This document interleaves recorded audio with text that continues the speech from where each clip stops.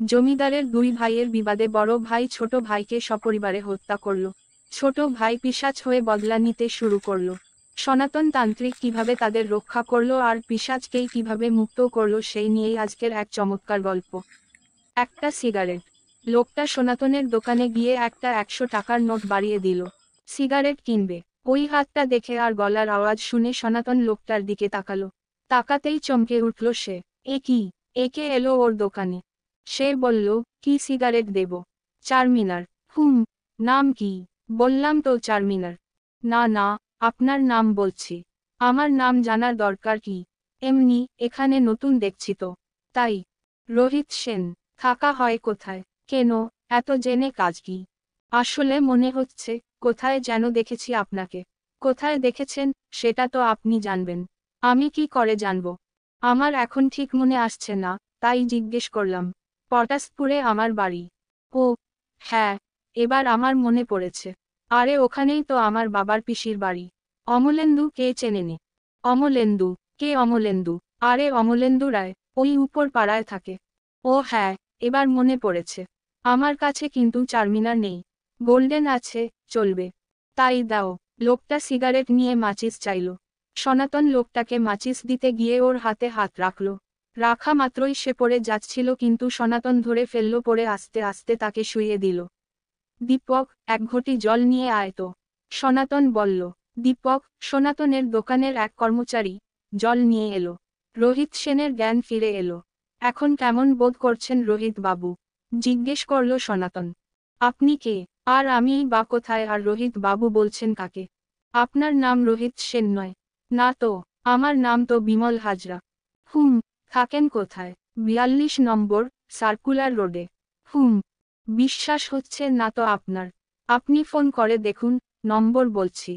দাঁড়ান, আমার পকেটেই তো ফোন আছে। বলে সে পকেট হাতড়ে দেখল, কিন্তু ফোন পেল না। আমার ফোনটা কই? বলে জিজ্ঞাসু নেত্রে সনাতনের দিকে তাকালো সে। সনাতন একবার দরজার বাইরে তাকালো। সে কারো দিকে রাগান্বিত চোখে যেন দেখল বলে মনে হলো। দীপক সনাতনের দৃষ্টিকে অনুসরণ করল কিন্তু দেখতে পেল না কিছুই। দীপক জানে যে তার মালিক সনাতন একজন বেশ উঁচু দরের তান্ত্রিক। সে যা দেখতে পায় অন্য সাধারণ কেউ তা পায় না। নিশ্চয় কিছু একটা আছে, নইলে ওইরকম রাগে সে তাকাবে কেন? সনাতন বলল, বিমল বাবু, আপনি কি রাস্তায় কোথাও পড়ে গেছিলেন? হ্যাঁ, আমি তো বাইকে ছিলাম। আর হঠাৎ করে একটা পাথরে কিভাবে যে লাগলো, গাড়িসহ আমি পড়ে গেলাম। আর এখন আপনার দোকানে বসে আছি। কি করে যে এখানে এলাম কিছুই জানি না। আপনি কি কখনো পটাশপুরে গেছিলেন? কি বলছেন মশাই, এই রকম জায়গার নামই শুনি নাই কখনো। ঠিক আছে, বুঝেছি। আপনি এখন অসুস্থ। এখানেই খানিক বিশ্রাম করুন। না না, আমি ঠিক আছি। চলে যেতে পারবো ঠিক। বাড়ির লোকে আমাকে নিয়ে চিন্তা করবে। আচ্ছা, ঠিক আছে। আপনার তো আর গাড়ি নেই। যাবেন কি করে? তাহলে এক কাজ করুন, আপনি এই দীপকের সঙ্গে চলে যান। বলে সনাতন দীপককে দেখিয়ে দিল আর সেই সঙ্গে দীপককে বলল, তুই রেডি হয়ে নে। কিন্তু আমি, ভয় নেই, সব ব্যবস্থা করে দেব। দীপক আশ্বাস পেয়ে রাজি হয়ে গেল। আর এদিকে দরজার বাইরে তাকিয়ে জোরে জোরে বলল, তুই ওখানেই দাঁড়া। তোর সঙ্গে কথা আছে। বলে দোকানে রাখা একটা কৌটো থেকে একটা শুকনো হলুদ নিয়ে দরজার দিকে ছুঁড়ে দিল। আর করে একটা শব্দ হলো। এরপর বিমল হাজরাকে একটা গাড়িতে বসিয়ে দীপক চলে গেল। তার আগে সনাতন গাড়িটা মন্ত্র দিয়ে বন্ধন করে দিল। আর দীপক ও বিমল হাজরার গাত্র বন্ধন করে দিল সে। একটা তাবিজ বিমল হাজরার হাতে জোর করে বেঁধে দিল। বলল, এটা কখনো খুলবেন না। কেন? সামনে আপনার খুব বিপদ। যদি পড়ে যায়, যদি পড়ে যায় তবে আমাকে একটা খবর দেবেন। কিন্তু আপনি নিজের মধ্যে তখন থাকবেন কি না সেটা অবশ্য আমি ঠিক বলতে পারছি না। কেন? বললাম না, আপনার সামনে ভীষণ বিপদ। এখন বাড়ি যান। দীপক ফিরে এলে সনাতন জিজ্ঞেস করল, রাস্তায় কোন বিপদ হয়নি তো? না দাদা, রাস্তায় সেরকম কিছুই হয়নি। তবে বিমল বাবু তোমার কোন কথাই বিশ্বাস করেনি। সনাতন হেসে বলল, না করুক। তবু ওর বিপদ খুব বেশি। দরজায় কে দাঁড়িয়েছিল? দীপক জিজ্ঞেস করল। একটা ভয়ঙ্কর পিশাচ। এখন সে কোথায়? ওকে রাস্তা ঘুরিয়ে দিয়েছি। ঠিক এখনই মনে হয় ও পথ চিনে নিয়ে ওখানে পৌঁছাতে পারবে না। কিন্তু ঠিক 10 দিন কাটতে না কাটতেই ফোনটা এলো সনাতনের কাছে। দাদা, আমি আর আমার ফ্যামিলি খুব বিপদে পড়েছি। আমার পিসি ঠাকুমা মারা গেছেন।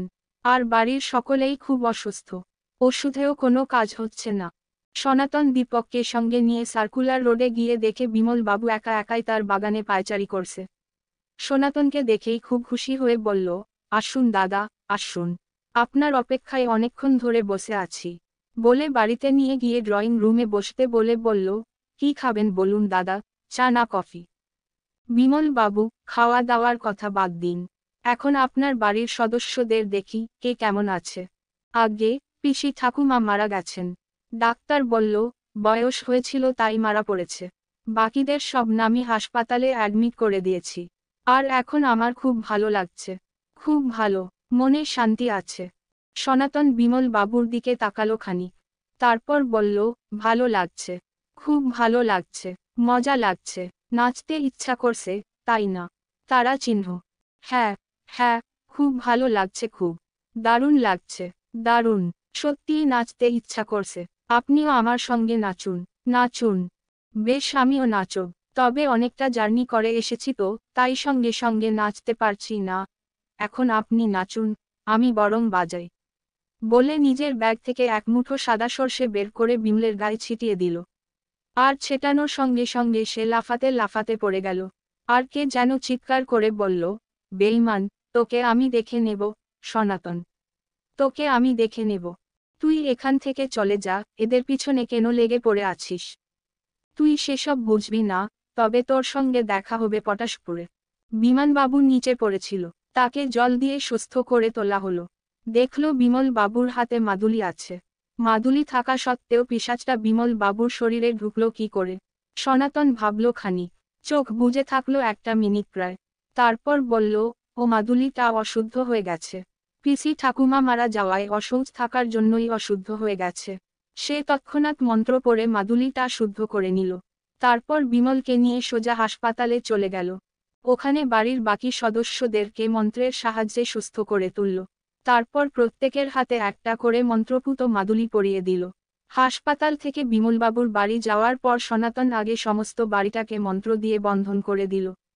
তারপর সকলকে বাড়িতে নির্ভয় করে তুলল। তারপর সমস্ত ঘর ঘুরতে লাগল। আর ঠিক তখনই সে আবিষ্কার করল, একটা তালা বন্ধ করা ঘর। কি আছে এই ঘরের মধ্যে? কি জানি, অনেক পুরনো জিনিসপত্র। চাবি দাও। চাবি তো নেই, কিন্তু খুব কি দরকার আছে এই ঘরে যাওয়ার? হ্যাঁ, আছে দাড়ি। চাবি দাও। ছিল। আর এখন সেটাও আমরা জানি না। তালা ভাঙতে হবে। তালা ঢুকে ঘরে ঢুকতেই একটা ভ্যাপসা গন্ধ নাকে এসে ঢুকল। সকলে এখান থেকে চলে যাও। বলে সনাতন ঘরটার ভিতরে ঢুকে দরজাটা বন্ধ করে দিল। এরপর কি সব মন্ত্র পড়তে লাগলো। বেশ কিছুক্ষণ পর বাইরে বেরিয়ে বলল, এই ঘটনাগুলোর সব জড়ো আছে পটাশপুরে। তাড়াতাড়ি সকলে চলো সেখানে। পটাশপুর যখন পৌঁছালো ওরা, তখন প্রায় রাত 10টা। অনেক কষ্টে একজনের বাড়িতে কিছু টাকার বিনিময়ে থাকার জায়গা পেল। জানতে পারল এখানের জমিদার বাড়ি এখন আর বাড়ি নেই, ভৌতিক আস্তানায় পরিণত হয়েছে। আর কাছেই একটা অষ্টমুণ্ডেশ্বরী চণ্ডী আছেন। কিন্তু সেটা যেন রাক্ষসীতে পরিণত হয়েছেন। রোজ কোনো না কোনো প্রাণী সেই মন্দির মৃত অবস্থায় পাওয়া যায়। বিশেষ করে ওই মন্দিরের কাছে বা পাশ দিয়ে কেউ পেরিয়ে গেলেই তার পরের দিন সেই লোক বা জন্তু জানোয়ার বা পাখির লাশ পাওয়া যায় মন্দিরের সম্মুখে। ওই দিকে তাই সাধারণত কেউ যায় না। যারা জানেন না এসব তারাই কেবল যায় আর বিপদে পড়ে। রাতেই একটা পুজো দেওয়া দরকার ওই মন্দিরে। কিন্তু অনেক টাকার প্রলোভনেও কেউ যেতে চাইল না। অবশেষে কোন দিকে রাস্তা এটা জেনে নিয়ে সনাতন দীপক আর বিমল বাবুকে নিয়ে মন্দিরের উদ্দেশ্যে রওনা হলো। তার আগে বিমলের স্ত্রী ও পুত্র এবং কন্যাকে না সেই ঘরের মধ্যে রেখে ঘরটাকে গৃহবন্ধন মন্ত্র দিয়ে বেঁধে দিয়ে গেল, যাতে কোন ক্ষতি না হয়। ওরা এগিয়ে যাওয়ার পথে বাধা পেতে শুরু করলো ক্রমাগত বিভিন্নভাবে। কখনো সমগ্র পথ মন্ত্রের প্রভাবে তাদের শরীরে কোন বৃষ্টির ফোঁটা লাগছিল না। কোথাও বা হঠাৎ হঠাৎ বিভিন্ন ধরনের জীবজন্তুর আওয়াজ ও সামনে পিছনে তাদের আনাগোনা চলতে লাগলো। সনাতনের মন্ত্রের প্রভাবে সমস্ত ভয় দূর হতে লাগলো আর অবশেষে মন্দিরের দ্বারপ্রান্তে এসে পৌঁছালো ওরা। কিন্তু মন্দিরের চারপাশ পুরো একটা জঙ্গলে ছেয়ে গেছে। পথ করে মন্দিরে পৌঁছাতেই সেই কণ্ঠস্বর ভেসে এলো, অবশেষে এলি তুই সনাতন। আমার সঙ্গে মোকাবিলা করতে পারবি না তুই? চলে যা। রোহিত অর্থাৎ বিমলকে আমার কাছে এখানে রেখে যা। অনেকদিন মা নর রক্ত পায়নি, আজ 7 পূর্ণ হবে। প্রায় সারা রাত ধরে মা অষ্টমুণ্ডেশ্বরী চণ্ডীর পুজো চলল। সনাতনের গুরুগম্ভীর মন্ত্রোচ্চারণ আর তারপর পিশাচ বোধিনী কালিকার আবাহনের পর একটা খণ্ড যুদ্ধের শেষে পিশাচ ধ্বংস হল। প্রভাত হলে পর বিমল বাবুকে দিয়ে জমিদারদের শ্মশানে পিণ্ড দান ও প্রায়শ্চিত্তের মাধ্যমে বিমল বাবু ও তার পরিবারের এবং গ্রামের সব বিপদ মুক্ত হল। দীপক জিজ্ঞেস করল, সনাতন দা, ব্যাপার কি বলো তো? কিছুই তো বুঝতে পারলাম না। বেশ, খুব সংক্ষেপে বলছি, কারণ আমাকে আবার অন্য এক জায়গা যেতে হবে। আমি? দীপক জিজ্ঞেস করল। হ্যাঁ, তুইও তো আমার সঙ্গে যাবি। ঠিক আছে, এবার বলো। আজ থেকে 70-80 বছর আগে এই পটাশপুর গ্রামের জমিদার ছিল বিশ্বনারায়ণ সেন। তার দুজন পুত্র ছিল তেজনারায়ণ আর রোহিত নারায়ণ। এই রোহিত নারায়ণ হল বিশ্বনারায়ণের দ্বিতীয় পক্ষের পুত্র। পিতার মৃত্যুর পর তেজনারায়ণ রোহিত নারায়ণের স্ত্রী সন্তানাদি সকলকেই হত্যা করে জমিদারির সমস্ত অংশ দখল করল। তাদের পিতা দুই সমান অংশে ভাগ করে দিয়েছিল। সেটা তার মনঃপূত ছিল না। আহত রোহিত নারায়ণ সেন পালিয়ে গিয়ে প্রতিশোধের বাসনায় পিশাচ সাধনায় রত হয়। এই সাধনাকালে সে একসময় মারা যায়। আর সে মারা যাওয়ার পর নিজে পিশাচ হয়ে যায়। তারপর প্রতিশোধ নিতে থাকে। একে একে তেজনারায়ণ, তার স্ত্রী জ্যেষ্ঠ পুত্র পর্বত সেন মারা গেল কন্যা সন্ধ্যা রানী। তখন কনিষ্ঠ পুত্র বিজয় সেন পটাশপুর থেকে পালিয়ে গেল। আর সেই সঙ্গে নিজের নাম ও পদবি পাল্টে নিল। সে হয়ে গেল স্বদেশ হাজরা। সে স্বদেশ হাজরা তথা বিজয় সেনকে হত্যা করল। তারপর একে একে তার স্ত্রী, এক কন্যা আর এক পুত্রকে হত্যা করল। কিন্তু কেউ বুঝল না, সকলেই মনে করল অসুখে মারা গেছে। কিন্তু রোহিত সেন উল্লাস করতে লাগল, যদিও তার কর্ম তখনও বাকি ছিল। এই বিমল সেন ও তার পরিবারের সকল সদস্যকে মারা ওর আরেকটা কাজ ছিল। পিসি ঠাকুমা মারা গেল, কিন্তু সকলেই ভাবল, বুঝি বা বৃদ্ধার বয়স হওয়ার জন্যই মারা গেছেন। এরপর পিশাচ ঠিক করল পটাশপুরে নিয়ে এসে বাকিদের মারবে। সে জন্যই বিমলের শরীরের মধ্যে সে প্রবেশ করে পটাশপুর নিয়ে যাচ্ছিল। রাস্তায় আমার দোকানটা দেখে ও লোভ সামলাতে পারল না। অশরীরী অবস্থায় সে সিগারেট খেতে পারত না। কিন্তু বিমল বাবুর শরীরে প্রবেশের পর সে দোকানে এসে একটা চারমিনার সিগারেট চাইল। কিন্তু এখন তো আর চারমিনার সিগারেটের চল নেই। আর আমি বিমলের দিকে তাকাতেই ওর মধ্যে পিশাচকে দেখতে পেলাম। আগুন দেওয়ার বাহানায় মন্ত্রপুত মাচিস ওর গায়ে ছোঁয়াতেই সে বিমলের শরীর থেকে সরে গেল। আমি ওকে আটকে রেখেছিলাম শুকনো হলুদ ছুঁড়ে। পরে ওকে পথভ্রষ্ট করে দিলাম। কিন্তু একদিন পরেই সে তার নিজের শক্তি পুনরুদ্ধার করেছিল আর বিমলের বাড়ি গিয়ে হাজির হয়েছিল। বাকি এর পরের সব কিছু তো সকলেই জানিস। বন্ধুরা, আমার গল্প ভালো লাগলে চ্যানেলটাকে সাবস্ক্রাইব করে দেবেন। আর কোন ধরনের গল্প পড়তে ও শুনতে আপনাদের ভালো লাগে বলবেন।